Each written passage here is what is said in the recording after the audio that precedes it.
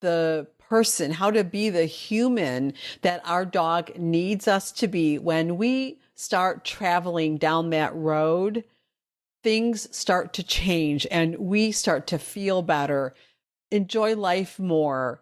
We're more resilient and we can handle the things that life throws at us and not be so sucked into the drama of things that happen in our life that are just not good. And we can just handle them in a way that always leaves a crack open, like the light, the guiding light is always visible to us, that we can always find our way back to center, back to balance.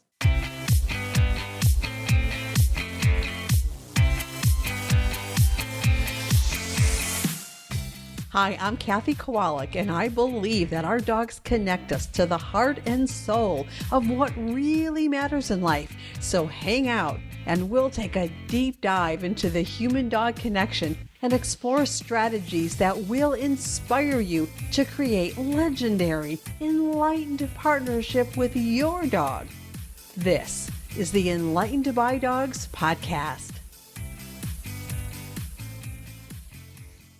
Well, hello, my friends. Kathy Kawalec here, your host of Enlightened by Dogs. And yes, I have most definitely been enlightened by so many dogs over the years. And I hope that you are starting to get the idea that our dogs are amazing teachers, and the fact that they live with us, that that we live with them, that we cohabitate is, gosh, it's just a gift. It is such a gift. And yeah, I know that sometimes it seems really challenging, when our dogs are behaving in ways that, are just like driving us crazy, or we don't understand and we can't seem to resolve, effectively. You know what I mean? I get it. Like we do get frustrated. I've been talking a bit about that, back in episode 100, talked about how to turn frustration into fascination, for example. But overall, it is so worth it, because when we dive into how to be a better partner, how to be the person, how to be the human that our dog needs us to be, when we start traveling down that road, things start to change and we start to feel better, enjoy life more. We're more resilient and we can handle the things that life throws at us and not be so, sucked into the drama of things that happen in our life that are just not good. You know what I mean? And we can just handle them differently, in a way that always leaves a crack open, like the light, the guiding light is always visible to us, that we can always find our way back to center, back to balance. I hope that makes sense. Okay, so today I wanted to talk to you about what I'm calling the single most powerful and effective tool that we have to live successfully with our dogs and, well, with anyone that we have a relationship with, and that is communication. It all boils down to communication. And unless you and your dog learn to fluently communicate anytime you are interacting, all the miscommunication that happens as a result of that is going to lead to struggles ahead of that. You know what I mean? And so I think that communication is that single most powerful and effective tool. I mean, maybe it's the only tool. Maybe that's a better way to actually think about it. And when we do think about it, like, what else is there really, right? You, your dog, your relationship. I mean, that's it at its most fundamental level, right? And when we speak about a relationship, we speak about a collaborative, trusting partnership style of relationship, because obviously there are many types of relationships, and we are looking for a collaborative, trusting, partnership based relationship. And so, everything else besides communication, I mean, everything else sort of becomes perimeter, extra, probably not needed stuff, like the different types of tools, the collar, the harness, the type of leash, the type of treats, the type of toys, the type of games, the different aids, the talking about distractions, talking about skills, all that becomes extraneous bits of information that have the potential to confuse us and confuse the issue at hand, which is effective communication with our dogs. And so, what exactly is communication? Well, the way I like to think about it and speak about it is the successful exchange of information, ideas, and feelings. And so you can see by this definition that communication is an exchange. It's not a one-way flow, like coming from the human and being sent out to the dog, right? It's a flow, it's an exchange, it's a dialogue. I call that a dialogue loop. And you can also see that it's much more than information, right? We're talking about ideas and feelings. Your dog's ideas and your dog's feelings, as well as your feelings and your feelings about your dog's feelings and your dog's ideas. You know what I'm saying? And when we take all of this into account, we are communicating or not. One thing I found over the years is that we are often inadvertently teaching our dogs to ignore us. And like, what? I mean, it's pretty simple. When we ask our dogs to do something that they cannot do for any reason, when we focus on training instead of lifestyle, when we are distracted or incongruent or unsure, when we are not feeling safe, calm, and happy, when we are not acutely aware of the effect we're having on our dog, and we're not modulating with that awareness, we are thereby teaching our dogs to take responsibility for filtering out our communication, like leaving it up to them to discern what is relevant and what is not in any given circumstance, right? And if we leave it up to them alone to figure out what's important and what's not, in a way, we are setting up our partnership for failure. And so instead, we want to teach ourselves to be more fully aware, more conscious, more cognitive of what is happening in any given circumstance, right?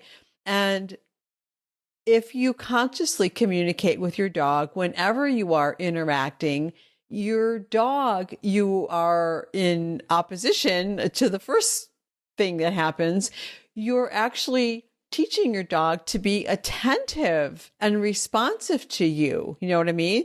Because we are attentive and responsive first to ourselves, and then, a close second to our dogs. And that, my friends, is the language of partnership.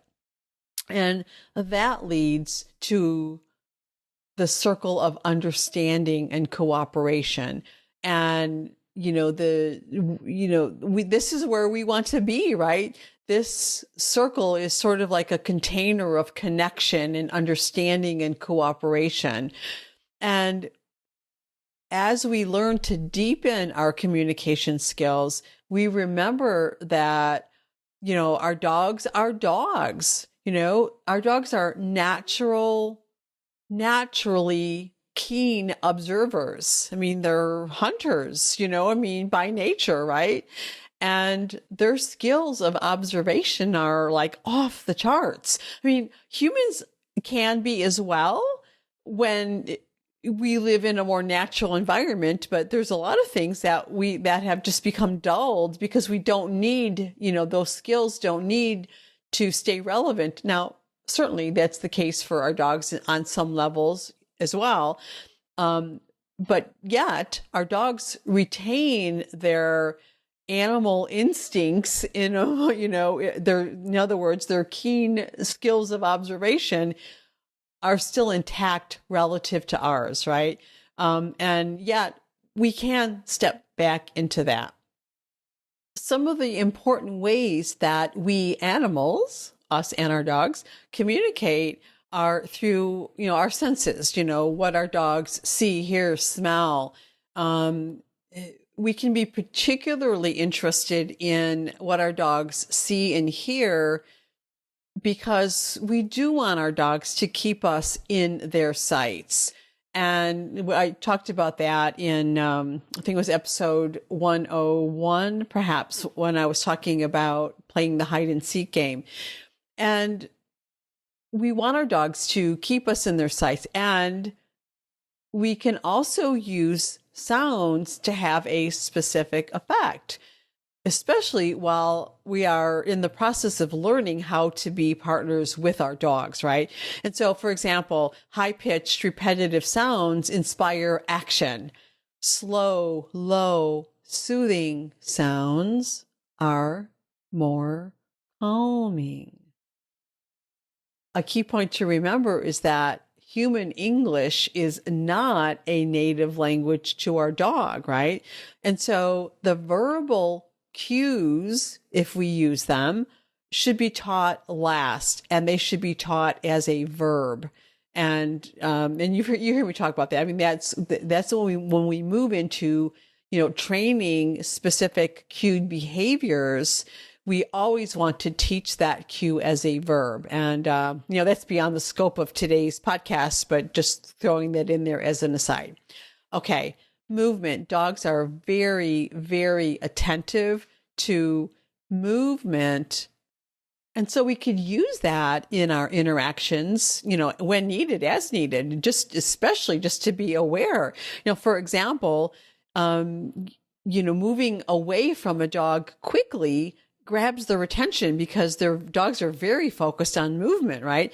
And when we move away from our dog, that can not only capture their attention, but it can cause them to move toward us. We want to pay particular attention to the emotions that our dogs are expressing. And you can gather that information from the way they use their eyes and their mouth and their ears, their posture, their tongue, their tail carriage, the way they move, right? And so our dogs are communicating with that continually, as are we. I think they say that like 80%, at least 80% of communication between humans happens on a nonverbal level. So even though we think we're like masters at language, and of course we are, the nonverbal stuff, like all the things, like the words, human words that we use, 80% of the way we communicate is through non-words, non-speaking words. So it's really interesting. And so our dog, in that way, we're very much like our dogs, right? So most of the way dogs communicate is non-audible, although they certainly use their audible voice quite regularly, right? But there's so many details, so much communication in that expression, right? What I would just put into the bucket of expression.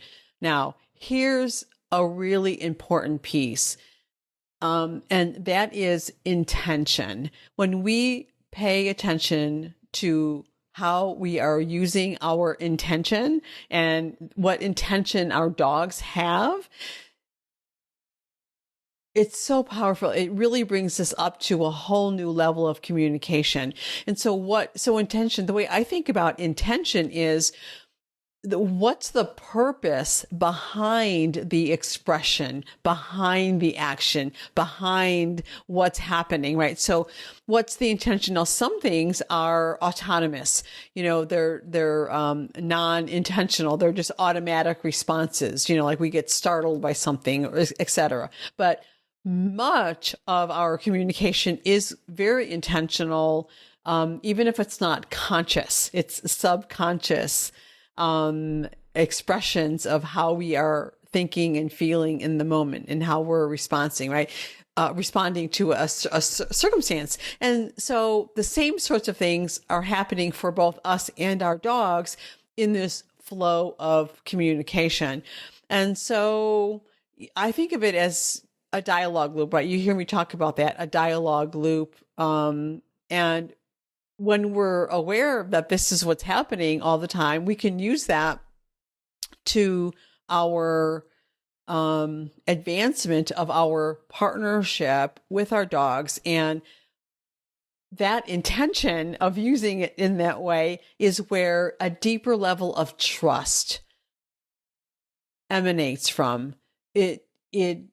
That's where a deeper bond is established. It's through that intention of really wanting to understand ourselves, what we are communicating and why and how that's being received, and deeply understanding our dogs and what they're communicating and what's behind that. What is their intention? And just think about a lot of the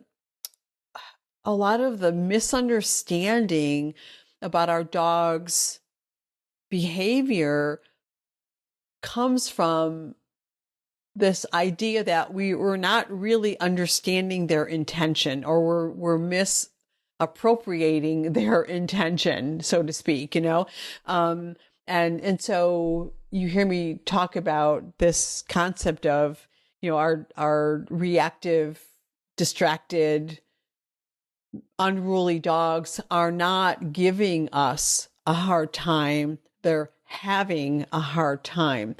And what's behind that is understanding the intention of our dog. Like, our dogs don't intend to, they don't wake up one day and say, hey, today I'm going to, be as uncooperative and unruly as I can possibly imagine being, so that my human, has a meltdown and therefore has a really, really bad day.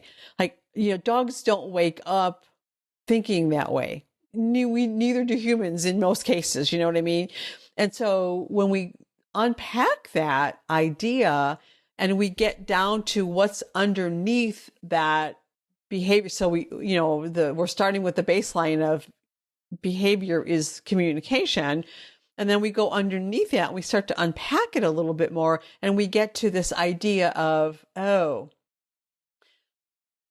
part of the understanding about the behavior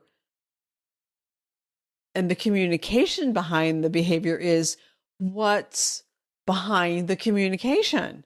What's the intention behind the communication, right? And so, when we think about our dog doesn't come in from the backyard when we call, they're not saying, hey, screw you. I don't want to listen to you right now. I just choose not to.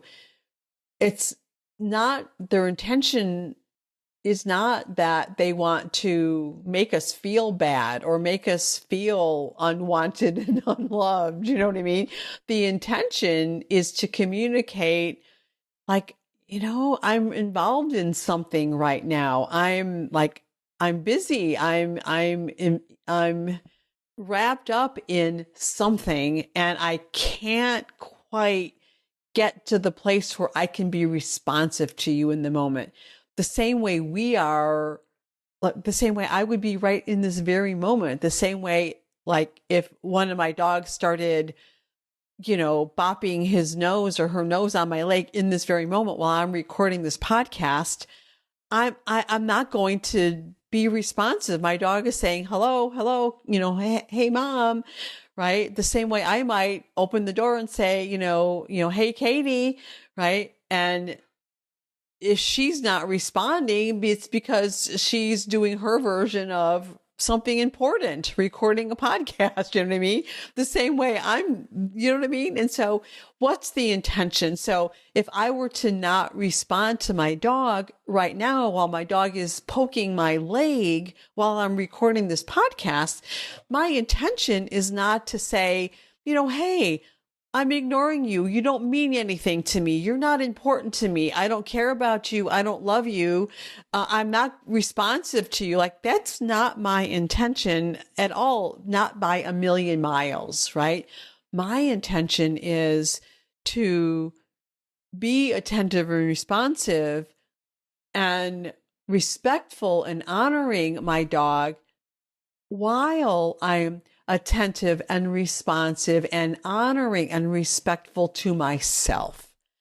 Where do we meet? Like, where do those two things meet? And they do meet. They are not counterproductive to one another. They come together in this beautiful place that is partnership. And when we talk about, safe, calm, and happy, needing to be for both of us, that's what I'm talking about, right? That is the place where we come together and we say, hey, right now I can't attend to you. Give me a few moments, right? And the same way we would use the idea of the 95% rule and allowing our dogs, that opportunity to be consensual, so that our leadership is consensual leadership, not demanding or expecting them to be responsive to a trained cue. You know what I mean? And I talked about that. Gosh, I can't think of which episode it is. I'm not prepared. I didn't write it down in advance because I didn't think that this was going to come up in today's episode. But I talked about, when my dogs are out in the backyard looking, assessing what are they thinking? What are they involved in? Are they likely to be willing and eager to respond if I invite them back into the house? You know what I mean? And so it's consensual, it's reciprocal, it's collaborative, it's a partnership. That is how a partnership develops, one little moment at a time, one little decision at a time, one little communication at a time. That makes sense? And so intention is behind all of that. Whew. All right. So I went a little bit deep into communication today. So I hope that you find this to be really, really helpful and that it helps bring you more clarity about communication and the dialogue loop and partnership. So that's it for today, my friends. Thank you very much for spending this time with me. It's always a delight for me to share this with you, and I will see you next week. In the meantime, be brilliant.